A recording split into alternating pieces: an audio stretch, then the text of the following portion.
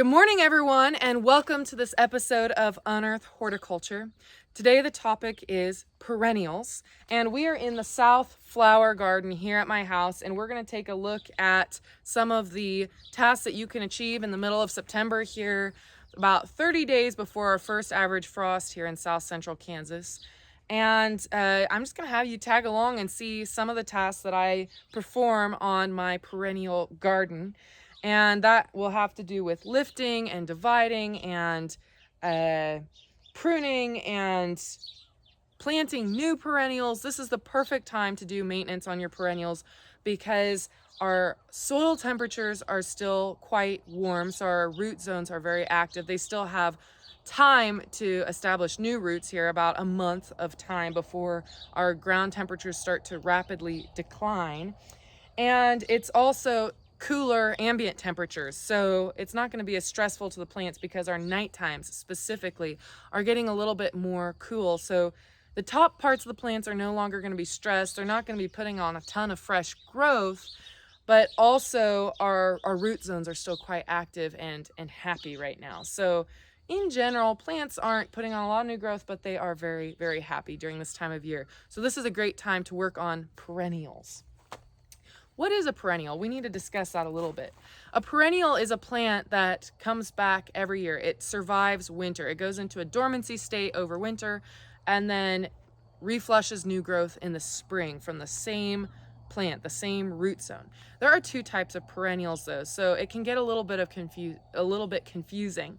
The first type of perennial is your herbaceous perennials. Now, this is what we generally think of as our native species, our prairie species. Grasses and wildflowers like your legumes and your sunflower family plants. A lot of these are your herbaceous perennials, meaning they have soft growth above ground that dies back to the ground every winter. So it's going to reflush new growth every spring / beginning early of summer, depending on the plant species. So when I say reflush, it's just going to put on all new growth from the ground up. Now, the other type of perennial is your woody perennials. These tend to be more like your shrubs, your shrub type perennials, and my favorite example is lavender. Lavender is a perfect example of a woody perennial. It's coming back every year, but it's reflushing its new growth not from the ground, but from the woody tissue that has survived above ground. So these tend to be your more winter hardy type plants. There's always the gray area in between. There's never hard and fast rules in nature or in horticulture in general. So an example of something that would fall in between herbaceous and woody in our neck of the woods here in South Central Kansas would be your buddleias, your butterfly bushes, or crepe myrtles are another example. Not all crepe myrtles, but several of your low-lying variety types. These grow so fast over the summer that they get to be tall and shrubby.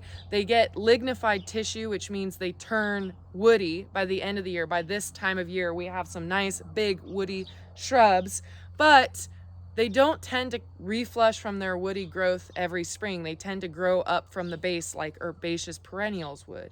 So they're kind of half herbaceous, half woody shrub.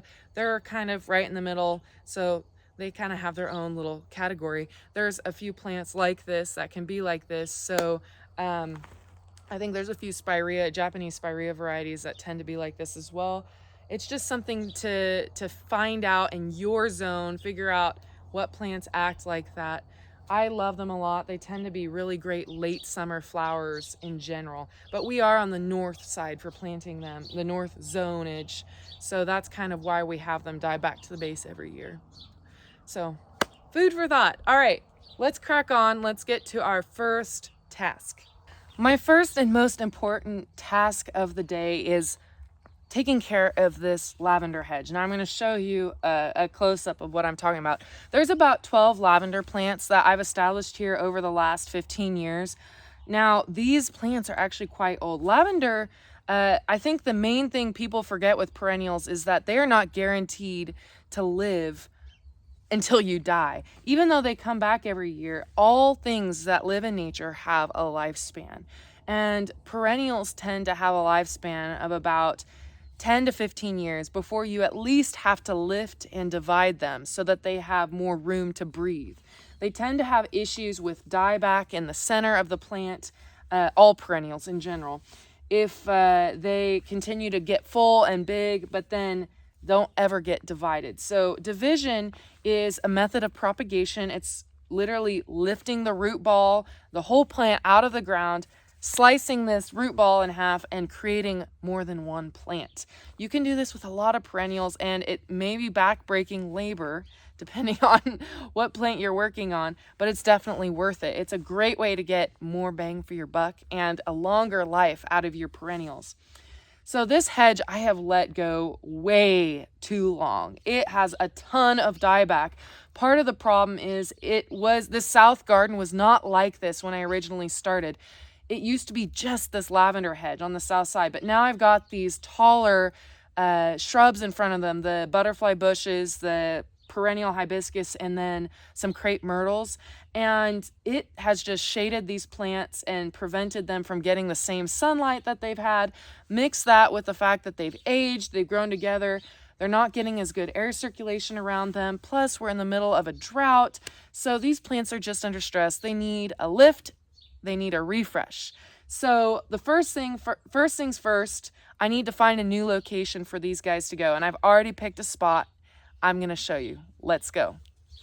This is the new location for my lavender hedge. Yes, it is occupied by tomatoes, so I've got a little bit of work to do before I can put the lavender in here. But the point is, I wanted to talk to you about location. Why is this going to be my new lavender hedge spot? First of all, whenever you lift perennials and move them to a new spot, you want to make sure that the conditions are either similar or better than the conditions your lavender has previously lived in, or your perennials that you're moving have previously lived in. So I want the soil to be almost exactly the same condition, and thankfully we have pretty consistent clay soils throughout our yard, so it is generally pretty poor. And you know what? Lavender does excellent with poor soil. As long as you know how to water them, make sure that you don't overwater them, then lavender can do quite well in our Kansas soils. So we talked about soil. The next thing is environment, lighting lighting and temperature and shade, and how that's going to play in here. So I mentioned over there my lavender hedge is quite shaded by new perennials, by a changed environment.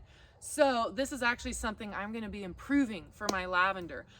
Instead of being shaded over there, we're going to have this really bright, wonderful east sunlight, and I've got nothing impeding wind from north or from south. So there's going to be some high quality air circulation going on here. So we shouldn't have too much of an issue with foliar diseases.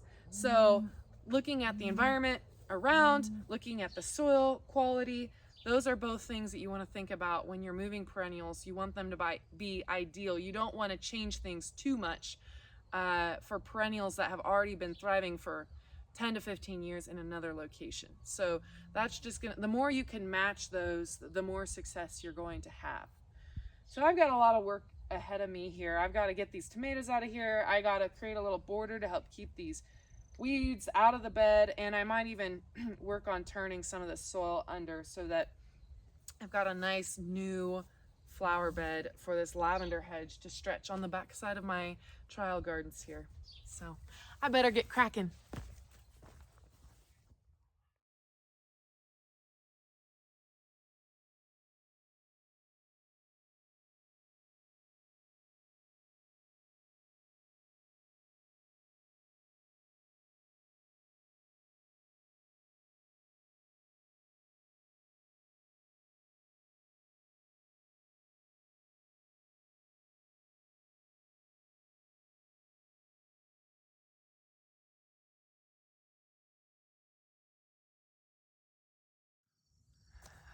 Okay, so voila, after much to do and the rototiller not working, I decided to manually just turn this bed over.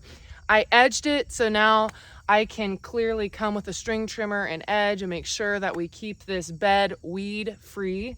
So that's really important going forward. I may even consider putting down some pre-emergent, some preen, to prevent any seeds from germinating here late in the season, because that tends to be an issue, especially with ragweeds. But now it's time to go take a look at this older hedge over here and see if there's anything left there that's salvageable to put in this bed. You know, if not, like I mentioned, I've got a greenhouse full of lavender ready to go. I just, you know, I like to use what I can, and I'm kind of sentimental about that hedge because it's one of the first things I did in this flower garden over here. So let's go take a look and see what we've got there. So we've established a location for the lavender hedge to move. Now let's talk about what determines whether or not plants are healthy for dividing. So this guy right here has quite a bit of new growth still flushed out here. I'm thinking this is going to be a good candidate for division. I'm going to prune off all these flowers off the top. I'm going to cut it back down to its leafier growth, get those flower spikes off of there, and then I'm going to dig it up and we're going to take a look at its root system, because that'll determine too whether I feel like it's a good candidate for division. Definitely not all of these plants are going to have enough live growth on them that's going to allow them to be transplanted over to the new site. But thankfully, I am a lavender grower and I have hundreds of plants out in the greenhouse that I can replace these guys with. So I'm really excited to get to trial out some of my new varieties along with you. So, all right, I'm going to get the shovel. Okay. So I'm back at the hedge. We're going to take a look at this. The more I've been thinking about it, the more it's been marinating in my head, the more I'm feeling like I let this hedge go a little bit too long to salvage it by division.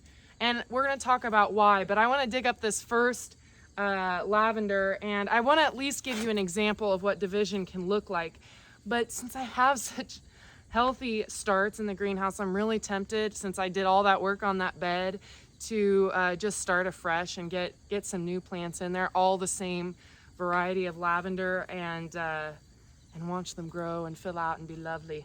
So I'm going to dig this up though, and we're going to go from there.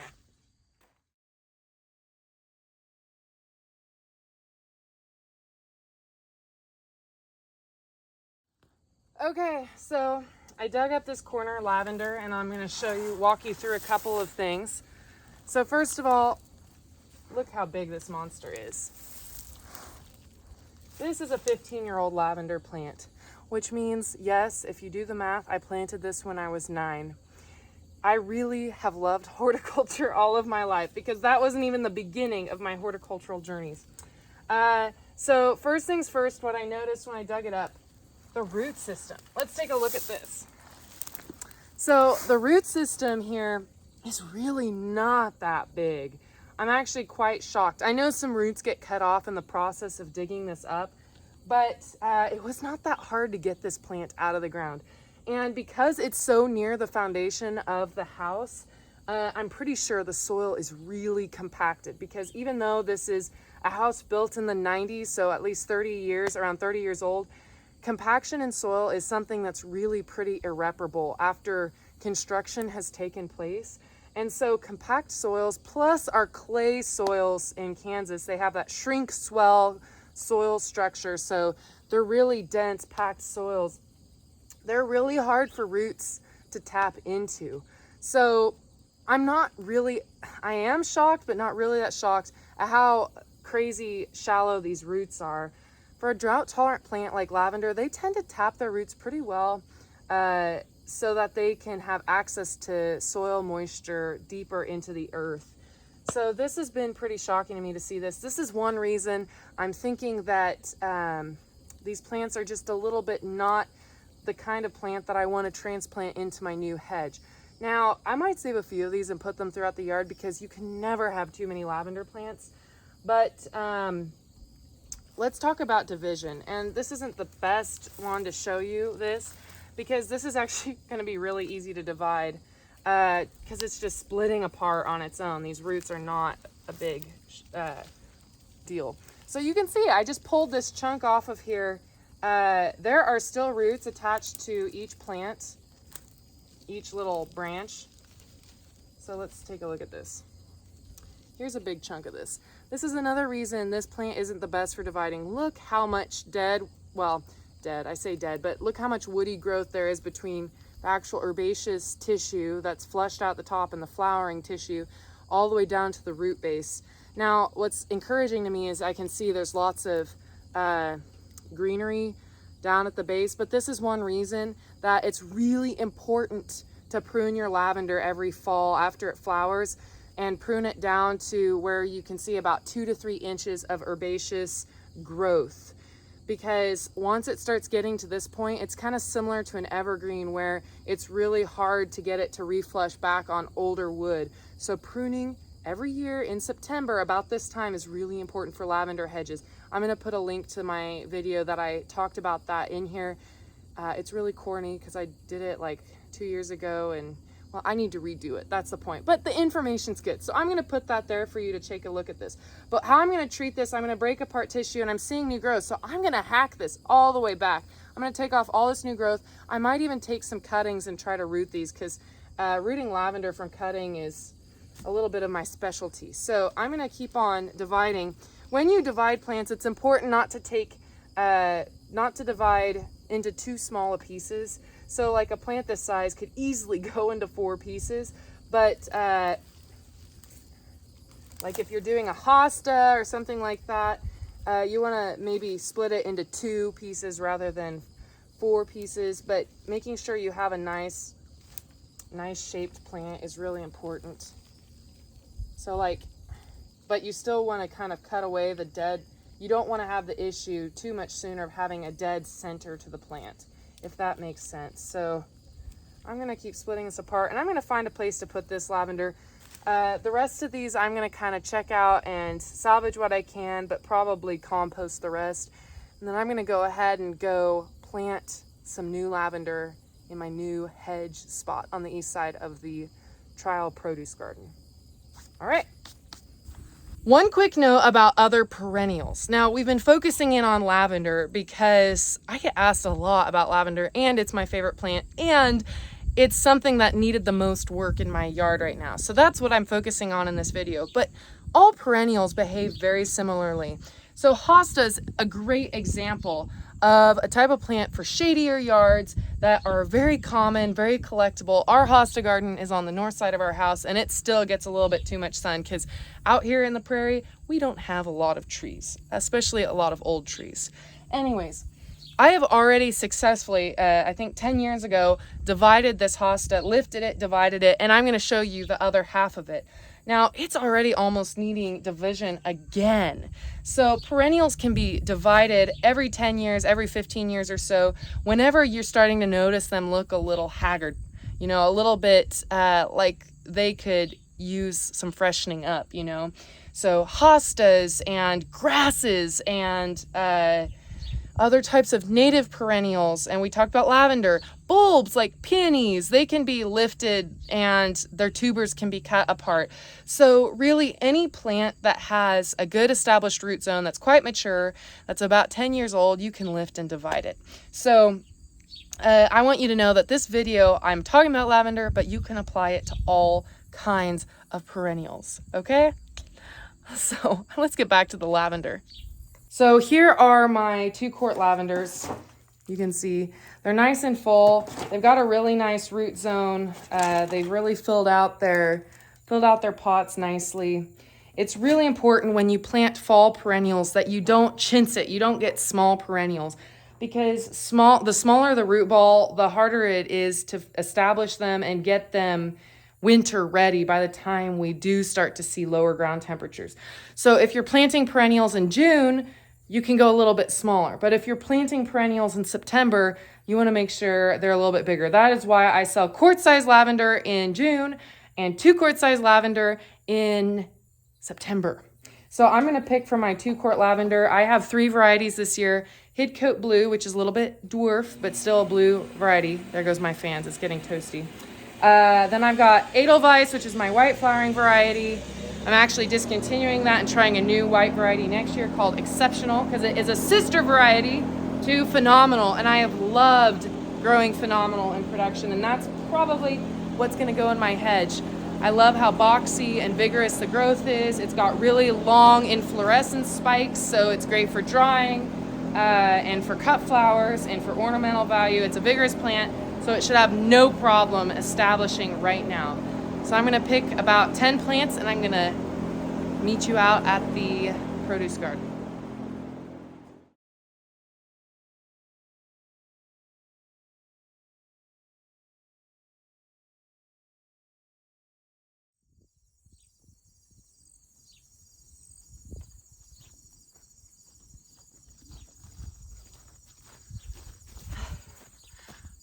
Okay, so I'm gonna set these down here. We're gonna talk about planting. Woo! I throw perennials around sometimes. Aw shucks, I broke off some branches. The nice thing about plants, for me, is that they're tough. Okay, here is the variety we are going to plant. This is Phenomenal. I mentioned a little bit, the reason Phenomenal is great and the reason I grow it for you as customers is because it is a very aggressive lavender. And by aggressive, I mean its genetics are bred to really withstand all kinds of situations, watering levels, like staying a little bit wetter or a little bit drier, so it's a little drought resistant. Got some drought resistance. It also does well in full sun. It's an English lavender hybrid, so it's hardy to, I think, up to zone 4, and we're in zone 6 down here in Wichita area. And also, it's supposed to not have as many issues with getting patchy and bald spots as it ages, like the lavender we just looked at. The lavender we just looked at was either Munstead or Hidcote. I don't know. Those were the two varieties I was playing with at that point in my horticultural career, my 9-year-old self. Anyways, so the first thing we want to do with this Phenomenal lavender, it just finished a flowering cycle in the greenhouse. So I'm going to go ahead and prune off any of those flowers. Now this plant's not super huge. I'm not sure that I'm going to do any real pruning on it of the foliage this year. I want to get it established first and see from there. I am noticing a little bit of dieback at the base. You know, they've been growing in flats, so I'm thinking that could be a little bit more normal. But the important thing with lavender is to make sure when you plant it, here, let's take a look, not to go deeper than the crown of the plant or the stem, the main stem of the plant. So we're going to make sure that I don't bury it, because if you plant up to here, obviously you're going to deal with some rot issues. So we want to plant these guys tall and proud, as my professor would have said at K-State. That's, well, tree planting, but anything woody. All right, so I'm going to space them out. Honestly, the important thing with planting lavender, or really any perennial, is to allow room for spread. With annuals and bedding plants, they don't have more than a year to grow, so it's okay to pack them a little bit more for instant gratification. But with perennials, it takes a little bit of patience. So making sure that you allow for adequate airflow between plants is really important, especially for lavender, prevent that crown rot. But also, these plants are going to have a 2 to 3 foot spread eventually as they mature. So we want to make sure that they're not planted too close together, because once again, if they grow into each other, I know we're planting a hedge here, but if they grow in together too much, then we're going to deal with crown rot issues. So I'm going to go get the rest of the lavender and start planting. So I have here clipped all the flowers off, all the spent flowers. I have spaced them out between 2 to 3 feet apart. So they've got plenty of air space and plenty of room to grow. And I've checked for any health issues along the way, as any good horticulturist would. And I'm going to go ahead and just get these guys in the ground. Now, remember, don't bury too deep. The other thing is, you really don't need to amend your soil at all when it comes to lavender, because they really hate nitrogen-rich soil or organic matter-rich soil. So adding compost is not going to help these guys out. The only thing I would maybe consider is loosening up the soil in some way by tilling it up like I've done today, so that it's easier to plant into, easier for plants to get their roots tapped into. But adding things like cotton burr compost, like we might do in Kansas to loosen up our clay soils, is not really a good thing to do with lavender, because it's a compost. It's going to be a little bit too rich for these plants. So the main thing to do is really to use a pretty loose bed, as loose as it can come. You can maybe raise it if you want to plant in a raised flower bed. That could probably help with drainage a little bit with lavender. But the main thing is to avoid overwatering. So I'm going to water these in to establish them once, and then I'm going to do the good old finger test and make sure the soil's dry at least to my second knuckle before I give them water again. So I'm going to get these planted.